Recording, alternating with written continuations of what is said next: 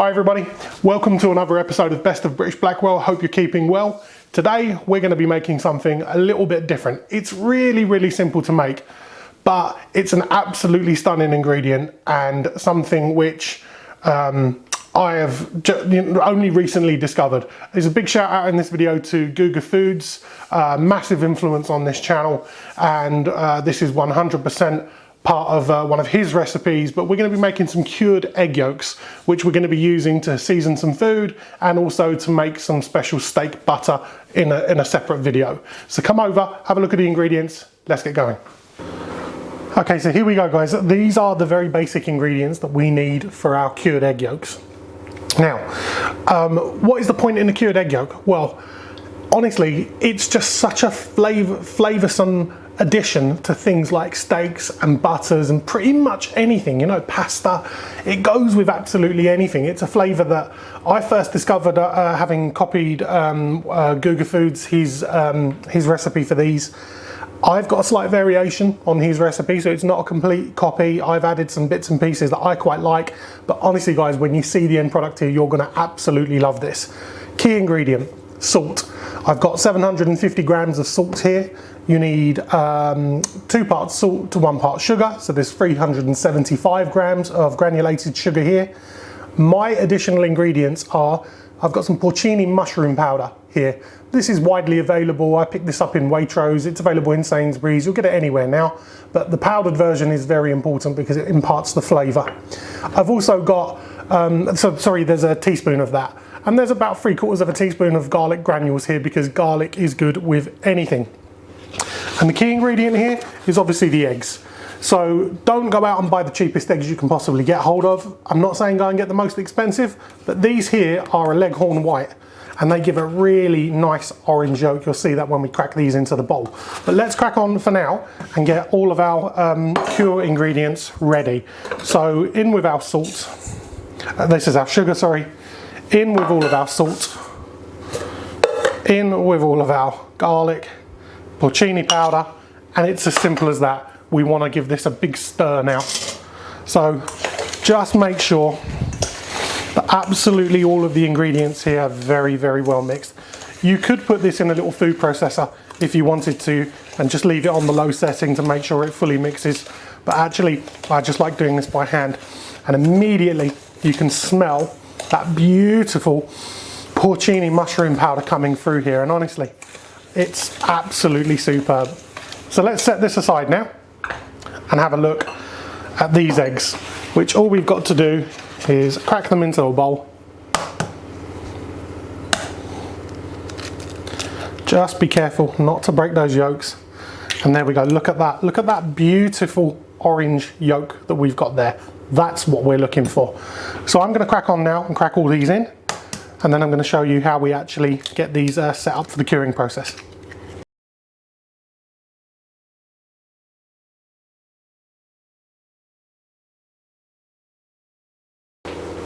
Okay, so we've cracked our eggs. As you can see, I managed to break 1 yolk. Luckily, I did have a spare egg, so I will be using that. A little bit annoyed with myself, but there we go, these things happen. Next stage of the process, I'm going to get a small baking tin here. I've lined it with some greaseproof paper. You don't have to do that, but I find it helps keeps things nice and tidy. Then what we're going to do is we're going to pour around about half of our salt mixture into this tin, just to make sure it covers the bottom. You can do that a couple of ways. My favourite way is to just give it a bit of a shake, and then any excess that you get around the sides just move into the middle, because the middle is where we're going to be doing most of our work here. Then what you want to do is with the back of a spoon make 6 little wells. I should probably spread those out a little bit, so I'm going to do 1 here, 1 here, 1 here. Spread them out as much as I can. I want 1 here. And what we're going to do with that now is, this is another fiddly bit, and it means getting hands involved, is we're going to take our egg yolks now. We're going to separate them from the whites. I literally just do this with my hands. I try to be as gentle as I possibly can. just scoop it out and just let most of the egg white fall away. It usually does that pretty well, and then just put it into the well there. That was quite successful. Okay, hands nice and clean. What we're going to do now is cover each of these eggs in the rest of this cure. And I'm starting off really gently, doing this with a spoon, because I do not want to break any more of these egg yolks. I really don't want to do that. Lovely. Once these are all covered, these are going to go back into a fridge, and you're going to cure these for between 5 and 7 days. The reason I'm being a little non-specific with that is that I've had these take 5 days before. I've also had them take 7 days before. So it really does depend. It probably depends on scientific things like the humidity and the core temperature of your fridge. I'm not going to go into that. The reason I also like to do this with a spoon is because I hope you can see that if I'd poured this all the way on, this cure solution would have just sat level all over the top of this dish, and I wouldn't have known where these egg yolks are. But by piling it on with a spoon, what you're doing is you're creating 6 little mounds. 1, 2, 3, 4, 5, 6. So I know immediately where my eggs are, my egg yolks. So I'm going to use plenty of this because it's not something you want to scrimp on. You want to make sure the cure is very good. There we go.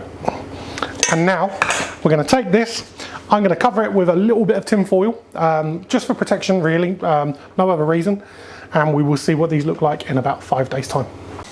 So this is 6 days later. These have been sitting in this salt cure now for 6 whole days.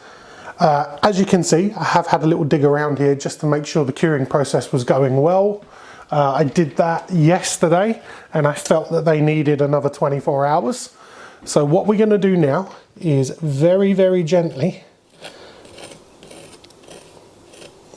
try and recover our egg yolks. This one's going to be an easy one because I did this last night. Now look, you can see here you've got some clumps of salt and sugar that have stuck together. Don't worry about that too much. You can sometimes think to yourself, oh dear, something's broken there, but it hasn't. And what you can see here, there you go, there's one of our egg yolks.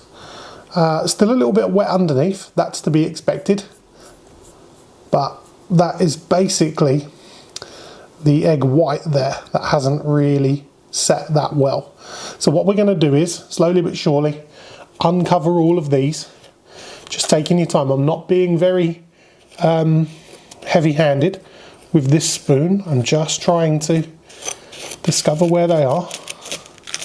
And see this one here? There you go. Then you can get your fingers in and just loosely get them out. We don't have to worry about the cleanup at this stage too much, although that one's a little bit under, but that's okay. We're going to live with that. I'm going to show you the next part of this process in a minute, which deals with things like them being a little bit under cured. So I'm just going in with my hands now. There's another one here. There it is. We know we've got 6 in total, so we've got 3 of them already. They're getting easier to find now. A little bit of egg white on that one. But hopefully you can see what the curing process has done to these yolks. No, that's not a yolk in there, that's the egg white. This is why it's so important to get quite a lot of the egg white off, because it has this effect here, you know, and it does harden and it feels like one of the yolks, but it's not actually one of the yolks. Here's another one here. And we've got a final one in here somewhere, and I think, if I remember rightly, it's here. So there we go. We found our 6 beautiful egg yolks. I didn't do 7, did I? I'm just checking. No. Good. Next stage is to give these a little rinse, and I'm going to show you that now. So I'm going to bring over a baking tray, which I've lined with some greaseproof paper. And I've got a very simple bowl of water here. And I'm also going to get a little bit of paper towel just to take off some of the excess water. And all we're going to do is take each of our egg yolks individually, dip them into the water, and very, very gently give them a little bit of a rub. This is an opportunity to take off some excess egg white. Just give them a little bit of a rub to take off the excess salt. The curing process, sorry, that's my washing machine. The curing process would have made sure that the egg yolk itself is hardened enough for you to be able to do this. Once you've done it, get rid of the excess water on the towel, place it onto the baking tray. Again, repeat the process for the next ones. Get it in the water, take off the excess cure. There's a little bit of egg white on that one. Just be gentle. I'm just rubbing it very gently between my thumb and fingers there. Get it back into that water. Take off the excess onto the tray. Just repeat that process.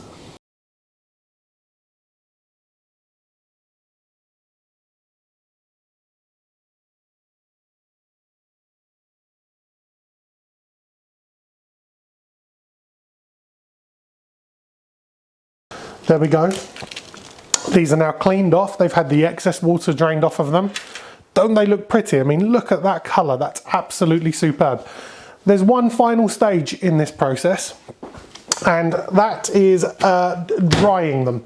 There's a couple of ways that you could do this. If you're really fancy and you've got a dehumidifier or a dehydrator, I should have said, you can put them in there. I don't have that, so what I'm going to do is go to the lowest setting on my oven, which is 50 degrees, and I'm going to put them in there until these are nice and dry. So our cured egg yolks have been in the oven now for about 20 minutes. Yours may take a little longer depending on the highest heat setting that your oven will go, or the lowest actually. But basically, the way I judge that mine are done is that just before they went into the oven, you may have seen that there were 1 or 2 spots of water on this tray, and that was excess water where, you know, come off my hands where I was placing these on the tray. And once that's gone, evaporated and dry, that's good enough for me to know that these are now ready. Now, aren't they pretty? We're just going to let them cool down a little bit because they're going to be stuck to the tray. We want them to cool down. We don't want them to break. We want them to harden up a little bit, and that's when they're going to be perfect for grating over food. That's kind of it for this recipe, but what I'm going to do is I'm going to link below now to another recipe which we're going to make specifically using these, and it's a steak butter known as butter of the gods.